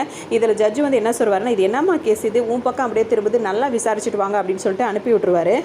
இப்போ வெளியே வந்த போலீஸ்க்கு வந்து அதை கீர்த்தி சுரேஷ்க்கு வந்து ரொம்ப கோவமாக இருக்கும். இப்போ அவங்க வந்து ஹீரோ டேப் என்ன சொல்லுவாங்கன்னா, இதெல்லாம் நீ தான் பண்ணு, எனக்கு நல்லா தெரியும், கண்டிப்பாக இதெல்லாம் சாட்சியத்தோடு நான் நிரூபிக்கிறேனா இல்லையா பாரு அப்படின்னு சொல்லிட்டு அவரை மிரட்டிட்டு போவாங்க. அந்த டைம் தான் ஹீரோக்கு வந்து ஒரு யோசனை வரும். அதாவது அவர் ஜெயிலிருந்து பார்த்திங்கன்னா பல முறை வந்து தப்பிக்க முயற்சி பண்ணியிருப்பார். ஆனால் வந்து போலீஸ்காரங்களாம் பிடிச்சி நல்லா முத்துன்னு மொத்திருப்பாங்க. அங்கே ஒருத்தர் வந்து இவருக்கு வந்து ஹெல்ப் பண்ணியிருப்பார். நம்மளை மாதிரி நல்லவங்க வந்து, அதாவது காரணமே இல்லாமல் இந்த மாதிரி மாட்டினவங்க வந்து தண்டனை அனுபவிக்க தான் செய்கிறோம், நீ கொஞ்ச நாளைக்கு இப்படி பொறுமையாக இருன்னு சொல்லிட்டு அவர் கொஞ்சம் அட்வைஸ்லாம் பண்ணுவார். அதனாலே ஹீரோ வந்து பொறுமையாக இருந்திருப்பார். அதுக்கூட தான் அவர் வந்து இவ்வளோ நல்லவராக இருந்துட்டு 14 வருஷம் அதை தப்பிக்க போகாமல் அப்படி இப்படி இருக்கவும் தான் அவர் பரவலெல்லாம் வெளியே விட்டுருக்க அளவுக்கு அவர் நல்லவராக மாறியிருப்பார். இப்போ ஹீரோக்கு இங்கே சப்போர்ட்டாக இருந்தார்ல, அவர் வந்து பார்த்திங்கன்னா ஹீரோ ரிலீஸ் ஆகிறதுக்கு, அதாவது பரோலில் வெளியே வரதுக்கு 2-3 நாளைக்கு முன்னாடி அவர் ரிலீஸ் ஆகிருப்பார். அந்த டைமில் ஹீரோ வந்து அவர்கிட்ட என்ன சொல்லியிருப்பார் அப்படின்னா, நான் பரோலில் வெளியே வரதுக்கு முதல் நாளுக்கு வந்துட்டு இந்த மாதிரி ஜிஹெச்லேருந்து ஒரு டெட் பாடி ஒன்று எடுத்துகிட்டு வந்துட்டு நான் சொல்கிற இடத்துல வந்து இந்த மாதிரி பேட்டர்னில் நீ குத்தி போடு அப்படின்னு சொல்லியிருப்பார். அதனால தான் நம்ம படம் ஆரம்பிக்கும் போது ஒருத்தர் அந்த சைக்கிளில் வந்து ஒரு மூட்டையை கட்டி கொண்டு வந்து ஒருத்தர் குத்தி போடுறாருல, அது வந்து புதுசாக யாரையும் அவர் கொலை பண்ணல, ஆல்ரெடி ஜிஹெச்சில் இறந்து போனவங்களை எடுத்துகிட்டு வந்து தான் இந்த மாதிரி கொலை பண்ணி போடுறாரு. இது எதுக்காக அப்படின்னா, போலீஸ் எல்லாம் வந்துட்டு கொஞ்சம் டைவர்ட் பண்ணுறதுக்காக ஹீரோ சொன்ன ஐடியாவை தான் அவருக்கு ஹெல்ப் பண்ணுறவர் வந்து இந்த மாதிரி செஞ்சுருப்பாரு. இந்த மாதிரி போயிட்டு இருக்கும்போது பார்த்திங்கன்னா, இப்போ ஹீரோ அந்த பொண்ணோட அப்பா வந்து ஒரு கொலைக்காரன்னு சொல்லிட்டு அந்த பசங்களுக்குலாம் தெரிய வரும்போது அந்த பிள்ளைங்களாம் வந்து இவங்களை அந்த குட்டி பொண்ணை வந்து கிண்டல் பண்ணுறாங்க. இது தெரிஞ்சவொன்னே அவங்க என்ன பண்ணுறாங்க, தந்தைய தினத்துக்கு அவங்க ப்ரைஸ் வாங்கியிருப்பாங்களா, அதெல்லாம் கொண்டு வந்து ஹீரோ முன்னாடியே தூக்கி போட்டு எல்லாத்தையும் உடைக்கிறாங்க. இப்போ ஹீரோக்கு வந்து தான் பொண்ணை எப்படி சமாதானம் பண்ணுறதுனே தெரியாமல் இருக்குது. அந்த டைம் வந்து கீர்த்தி சுரேஷ் இருக்காங்களே, அவங்க வந்து கேட்குறாங்க, அந்த 14ஆம் தேதி வந்து இவர் இந்த மாதிரி கொலை நடந்தது, அந்த டைமில் வந்து இவர் எங்கேயாவது பார்த்தீங்களான்னு சொல்லிட்டு கேட்கும்போது யாருமே இல்லைன்னு தான் சொல்கிறாங்க. அப்போ ஹீரோட பொண்ணு மட்டும் நான் பார்த்தேன், அன்றைக்கி இவர் போலீஸோடு வந்தாருன்னு சொல்கிறாங்க. அதாவது ஒரு தடவை யோகி பாபுவோட அவர் வந்து வீட்டுக்கு வரும்போது வந்து இவங்க ஆப்போசிட் ஜன்னல்ல இருந்து பார்ப்பாங்களா, அதை தான் அவங்க சொல்கிறாங்க. ஆனால் இவங்க என்ன நினச்சிப்பாங்கன்னா, இவங்க அப்பா மேலே உள்ள வெறுப்பில் வந்து இந்த மாதிரி சொல்லிட்டு இருக்காங்கன்னு சொல்லிட்டு அதை அவங்க பெருசாக எடுத்துக்க மாட்டாங்க. அதனால் இவங்க இப்போ இந்த கேஸில் வந்து இவங்களுக்கு எதுவுமே தெளிவான எந்த ஒரு எவிடன்ஸும் கிடைக்க மாட்டேங்குது. இப்போ வேறு என்ன தான் பண்ணலான்னு சொல்லிட்டு இப்போ யோசிச்சுட்டே இருக்காங்க. அப்போ ஹீரோவோட ஃபோட்டோவையும் அந்த புள்ளிங்கோ ஒருத்தரை காணும்னு சொல்லிட்டு அவங்க அம்மா கம்ப்ளைண்ட் கொடுத்தாங்களா, அவரோட ஃபோட்டோவையும் வச்சு பார்த்துட்டே இருக்காங்க. அப்போ வந்து பார்த்திங்கன்னா ஒரு ஆட்டோக்காரர் என்ன சொல்கிறாருன்னா, ஒரு 5 நாளைக்கு முன்னாடி வந்துட்டு ஹீரோ ஒரு இடத்துல தான் வந்து இந்த புள்ளிங்கோ இருக்கார்ல, இந்த ஆளை வந்து நாங்கள் இறக்கி விட்டோம் அப்படின்னு சொல்கிறாங்க. இப்போ கீர்த்தி சுரேஷ் அந்த இடத்துக்கு போகிறாங்க. அங்கே பார்த்திங்கன்னா அந்த பையன் அந்த புள்ளிங்கோ இருக்கார்ல, அவரோட ஷூ மட்டும் அங்கே கிடைக்குது. சரின்னு சொல்லிட்டு அந்த இடத்த தோண்டணும்னு சொல்லிட்டு தோண்டி பார்க்கும்போது பார்த்திங்கன்னா அந்த புள்ளிங்கோ வந்து அங்கே இறந்து கிடக்கிறாரு. இந்த நேரத்தில் பார்த்திங்கன்னா இங்கே ஹீரோவோட பொண்ணு இருக்காங்களா, அவங்க வந்து ஏஜ் அட்டன் பண்ணிடுறாங்க. அதனால அங்கே ஒரு பாட்டு வருது, அங்கே ஒரு ஃபங்க்ஷன் மாதிரி கொண்டாடுறாங்க. இப்போ அந்த ஃபங்க்ஷனில் போயிட்டு இவங்க கீர்த்தி சுரேஷ் என்ன பண்ணுறாங்கன்னா, ஹீரோ வந்து அரெஸ்ட் பண்ணிட்டு வராங்க. இப்போ முன்னாடி அவங்க அரெஸ்ட் பண்ணி கொடுத்தாங்க, அவர் எந்த சாட்சியெல்லாம் வெளியே வந்துட்டார். இப்போ ஆட்டோக்கார் வந்து சாட்சி சொல்கிறதுனால இவர் தான் இதுக்கு காரணம், அதாவது அந்த புள்ளிங்கோவை இவர் தான் கொலை பண்ணியிருக்காருன்னு சொல்லிட்டு அவர் அரெஸ்ட் பண்ணி கூட்டு வந்து இங்கே உட்கார வைக்கிறாங்க. அப்போ வந்து அந்த ஃபாரன்சிக்கில் வந்து இப்போ இறந்து போனால அந்த புள்ளிங்கோட ரிப்போர்ட்லேருந்து வருது. அது வந்து பார்த்திங்கன்னா அந்த இறந்து போன அந்த இடத்துல அந்த கத்தி அந்த இது எதுலேயுமே வந்து ஹீரோவோட கைரேகை எதுவுமே இல்லை அப்படின்ற மாதிரி அவங்க சொல்கிறாங்க. அதாவது இது வரைக்கும் நடந்த எந்த கொலையிலையுமே வந்து ஹீரோவோட ஃபிங்கர் பிரிண்ட் வந்து எதுலேயுமே இல்லை. அப்போ இவங்க யோசிக்கிறாங்க, அந்த புள்ளிங்க இருக்கான்ல அவன் வந்து அந்த வாட்சை திருடிட்டு தானே வந்து அவன் ஆள் கொடுத்ததா சொல்லி சமாளித்தான். அதுவும் வந்து பார்லேருந்து இவங்க அடித்து கேட்கும்போது பார்லேருந்து எடுத்ததா அவன் சொன்னான். ஆனால் உண்மையிலேயே இவங்க வாட்ச் வந்து பாரில் இருந்திருக்காது. இவனை ஸ்டேஷனில் அடிக்கும் போது அவங்க வாட்சை ஒரு தடவை கழட்டி வச்சுட்டு அடிக்கும் போது தான் அந்த வாட்ச் அங்கேருந்து அவன் திருடி இருப்பான். அதோடு அவன் இப்போ இவங்க யோசிக்கும் போது பார்த்திங்கன்னா அந்த கைரேகையை வச்சு அவங்க பார்க்கும்போது இப்போ இதுக்கு முன்னாடி நடந்த எல்லா கொலைகள், அதாவது மாணிக்கம், அந்த அன்பழகன் எல்லாரோட கொலையுமே வந்துட்டு இந்த புள்ளிங்கோ பையன் இருக்கான் பார்த்திங்கன்னா இவனோட ஃபிங்கர் பிரிண்ட் தான் வந்து ஒத்து போகும். இந்த டைமில் பார்த்திங்கன்னா ஹீரோ இருக்கார்ல அவர் வந்து இப்போ இறந்து போனது புள்ளிங்கோட போஸ்ட்மார்ட்டம் ரிப்போர்ட்டை படித்து பார்க்கும்போது அவனை வந்து யாரோ வந்து இது மாதிரி நெகத்தால் கீறி இருக்காங்க. அவன் கையை வந்து இவர் வந்து அந்த விக்கி அதாவது புள்ளிங்கோ பையன் இருக்கான் அவன் வந்து கடிச்சு விட்ருக்கான். அந்த யார் கொண்டானோ அவனோட சதை வந்து அவன் வாயில் இருந்திருக்க மாதிரி தான் போஸ்ட்மார்ட்டம் ரிப்போர்ட் இருக்குது அப்படின்னும் போது தான் இப்போ இந்த ஹீரோயின் இருக்காங்களா, அதாவது போலீஸ் இருக்காங்களா, அவங்க வந்து யோசிச்சு பார்க்கும்போது இன்னொருத்த மணிகண்டன் ஒருத்தன் வந்து இந்த புள்ளிங்கோ கூட சுற்றிட்டு இருக்கான், அவனை பிடிச்சி விசாரிச்சா தெரியும்னு சொல்லிட்டு அவங்க யோசிக்கிறாங்க. இந்த மணிகண்டன் யார் அப்படின்னு சொல்லிட்டு பார்த்தோம்னா இப்போ ஸ்டார்டிங்கில் வந்துட்டு அன்பழகன் வந்து மணின்னு ஒருத்தர்கிட்ட வந்து பணம் கொடுத்து மாணிக்கத்தை கொல்ல சொன்னார்ல, அந்த மணிகண்டனாக தான் இருப்பார். இப்போ அவரை பிடிச்சி விசாரிக்கும் போது அவர் என்ன சொல்வார்னா, ஆமாம் அன்பழகன் தான் வந்து மாணிக்கத்தை கொல்றதுக்காக வந்து 50 லட்சம் பணம் கொடுத்து கொல்ல சொன்னார். நான் வந்து இந்த புள்ளிங்க இருக்கான்ல விக்கி, அவன் பேர் விக்கி, அவன்கிட்ட வந்து 5 லட்சத்தை கொடுத்து மாணிக்கத்தை கொல்ல சொல்லியிருந்தேன். அவன் வந்துட்டு ஆனால் அவன் கொல்லலை, அவன் வந்து எனக்கு வேவு பார்த்து தான் சொன்னான். அதாவது இந்த பாரில் அவர் இருக்கார், மாணிக்கம் இருக்காருன்னு சொல்லிட்டு சொன்னான். அப்போ வந்து நான் தான் வந்து மாணிக்கத்தை வந்து கொண்டுட்டேன். அதே மாதிரி எல்லாத்தையும் கொண்டது நான் தான். ஆனால் வந்து என்ன பண்ணலான்னு நினச்சேன் அப்படின்னா, அந்த விக்கி இருக்கான் பார்த்தீங்களா, அவனையே வந்து மாட்டி விட்டலான்னு சொல்லிட்டு தான் அவனோட கைரேகையை வந்து எல்லா இடத்துலையும் வந்து நான் மாற்றி வச்சேன்.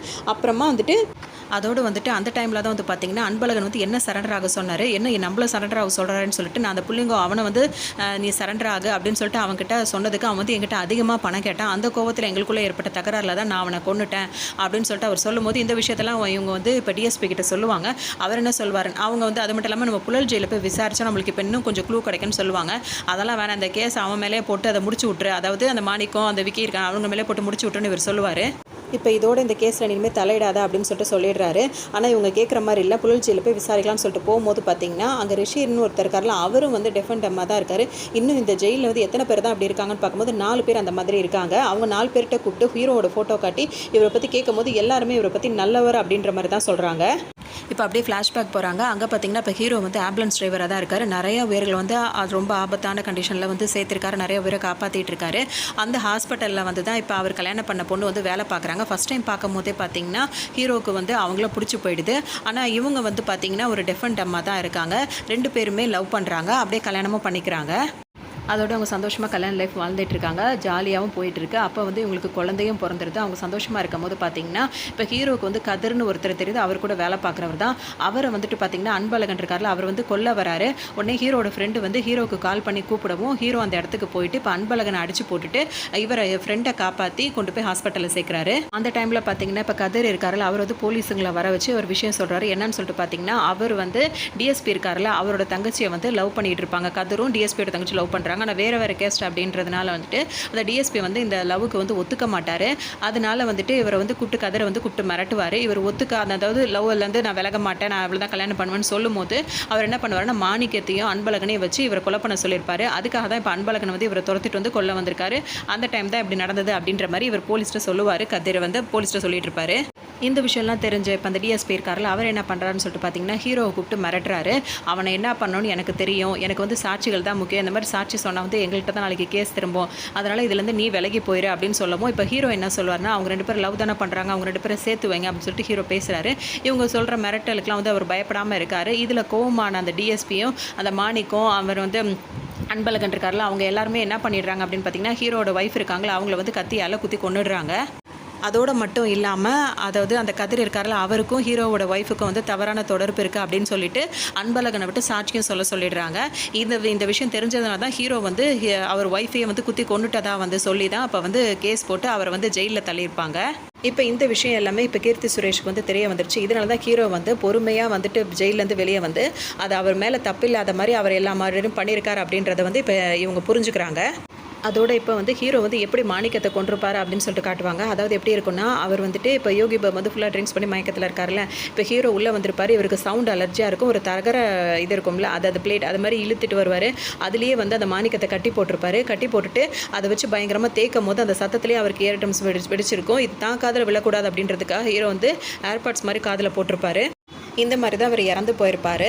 அவர் இறந்து போன உடனே தான் வந்து மணி வந்து அவரை கொண்டு இருப்பார். இப்படி தான் நடந்திருக்கும். இப்போ வந்துட்டு தான் ஹீரோயின் இருக்கா, அதாவது இப்போ கீர்த்தி சுரேஷ் இருக்காங்களா, அவங்க வந்துட்டு இன்னொருத்த அந்த போலீஸ்கார் யாருன்னு கேட்கும்போது தான் வந்து இப்போ இருக்க டிஎஸ்பி தான் அப்படின்னு தெரிஞ்சவொன்னே அவங்கள்ட்ட இந்த விஷயத்தை எல்லாத்தையுமே சொல்லிட்டு அடுத்த டார்கெட் நீங்கள் தான் அப்படின்னு சொல்லிட்டு ஹீரோ உங்களையும் தேடி வந்து இப்படி தான் பண்ணுவாருன்னு அவங்க சொல்லுவாங்க. இந்த டைமில் பார்த்தீங்கன்னா ஊரில் திருவிழா வருது. அப்போ வந்து பார்த்தீங்கன்னா இப்போ ஹீரோ வந்து எப்படியாவது வந்து இவரை கொன்றுவார் அப்படின்றதுக்காக இப்போ கீர்த்தி சுரேஷ் இருக்காங்களா, அவங்க என்ன பண்ணுவாங்கன்னா இப்போ ஹீரோட வீட்டை சுற்றி பயங்கரமாக போலீஸ்லாம் பாதுகாப்பு போட்டுருவாங்க. அவர் வீட்டை விட்டு வெளியே வராத மாதிரி பார்த்து வச்சுட்டு இருப்பாங்க. இந்த டைம் வந்து இவர் எவ்வளோ சொன்னாலும் அவங்க கேட்க மாட்டாங்க. அதாவது யாருன்னா அந்த டிஎஸ்பி இருக்காருல்ல, அவர் தான் இப்போ ஃபுல்லாக போலீஸ் போட்டிருக்காங்களா, அந்த போலீஸுங்களுக்கு கால் பண்ணி ஹீரோவை வந்து சுட்டு கொல்றதுக்காக இவர் சொல்லிடுவார். இப்போ ஹீரோவை என்ன பண்ணுவார் அப்படின்னு சொல்லிட்டு பார்த்தீங்கன்னா, அங்கே வீட்டில் உள்ள குட்டி பசங்கள்லாம் வந்து கண்ணாம்பூச்சி விளையாடிட்டு இருப்பாங்க. அதுங்களோடு சேர்ந்து இவரும் வந்து விளையாடிட்டு இருப்பார். ஒரு பக்கம் இவர் வீட்டை விட்டு எங்கேயும் வெளியே போகாமல் இருக்கணுன்றதுக்காக இப்போ போலீஸ்லாம் வந்து இவரை பாதுகாக்கணுன்ற மாதிரி இவரை தேடிட்டு இருப்பாங்க. இப்போ இவர் என்ன பண்ணுவார்னா, அந்த ஒளிஞ்சு விளையாடுற விளையாட்டில் அப்படியே நைஸாக வெளியே வந்து அந்த திருவிழாவில் அந்த போலீஸ் இருக்கார் பார்த்தீங்களா, அவரை போட்டு அவரை தூக்கிட்டு போய் ஒரு இடத்துல வச்சு செம்மாடி அடிச்சிட்டு இருப்பாரு. அந்த டைமில் வந்து பார்த்தீங்கன்னா இப்போ கீர்த்தி சுரேஷ் இருக்காங்களா, அவங்க வந்து இப்போ டிஎஸ்பி தேடி இங்கே வருவாங்க. இவங்க வர்றதை பார்த்த ஹீரோ வந்து என்ன பண்ணுவாருன்னா, அவர் அங்கேயே போட்டு அங்கேருந்து ஓடிடுவார். அதுக்கப்புறம் இவர் அடிபட்டு கிடக்கிறத பார்த்த உடனே இவங்க வந்து ஆம்புலன்ஸ்க்கு கால் பண்ணுவாங்க. ஆம்புலன்ஸ் வந்து அவரை தூக்கிட்டு போயிடுவாங்க. அதாவது டிஎஸ்பியை தூக்கிட்டு போகிறாங்க. சரின்னு சொல்லிட்டு அவங்களை அனுப்பி விட்டுட்டு பார்க்கும்போது தான் திரும்ப இவங்க யாருக்கு கால் பண்ணாங்களோ அந்த ஒரிஜினல் ஆம்புலன்ஸ் வரும். இப்போ முன்னாடி வந்தது வந்து ஹீரோவாக தான் இருப்பார். அவர் வந்து ஆம்புலன்ஸ் வேஷம் போட்டு வந்து இப்போ அவரை தூக்கிட்டு போயிட்டு அந்த ஆம்புலன்ஸை தூக்கிட்டு போயிட்டு அவர் அடின்னு போட்டு அடித்து அவரை கொன்னுடுறாரு. அப்போ அந்த டிஎஸ்பி இறந்து போயிடுறாரு. இதுக்கு முன்னே இதை தெரிஞ்ச உடனே இப்போ இவங்க என்ன பண்ணுறாங்கன்னா, இப்போ ஹீரோவை தேடிட்டு இப்போ வீட்டுக்கு வராங்க. அவர் வீட்டில் இருக்காரான்னு பார்க்கறதுக்கு. அவங்க வீட்டுக்கு வரதுக்கு முன்னாடி ஹீரோ வந்து வீட்டில் தான் இருக்காரு. அப்போ இவர் இந்த கொலையை செஞ்சது இவர் இல்லை அப்படின்ற மாதிரி, என்ன வீட்டில் தானே இருக்காரு அப்படின்ற மாதிரி இப்போ அவங்க நினைக்கிறாங்க. இதெல்லாம் முடியவும் அப்படியே அந்த பரவலும் முடிஞ்சிடுது. அதனால் இப்போ திரும்பவும் ஒரு ஜெயிலுக்கு கூப்பிட்டு போகிறாங்க. அந்த டைமில் தான் இப்போ கீர்த்தி சுரேஷ் என்ன பண்ணுவாங்க அப்படின்னு சொல்லிட்டு பார்த்தீங்கன்னா, ஹீரோட பொண்ணுக்கு வந்து நடந்ததெல்லாம் சொல்லி புரிய வைப்பாங்க. இப்போ அந்த பொண்ணு வந்து அதெல்லாம் புரிஞ்சுப்பாங்க. இப்போ அப்பா ஜெயிலுக்கு போயிட்டாரு. திரும்ப அவர் வரும்போது அவருக்காக அந்த பிரியத்தோட காத்துட்டு இருப்பாங்க அப்படின்ற மாதிரி தான் அந்த படத்தை வந்து முடிப்பாங்க. இந்த படம் உங்களுக்கு ரொம்ப பிடிச்சிருக்குன்னு நினைக்கிறேன். இன்னொரு கதையில் சந்திக்கலாம்.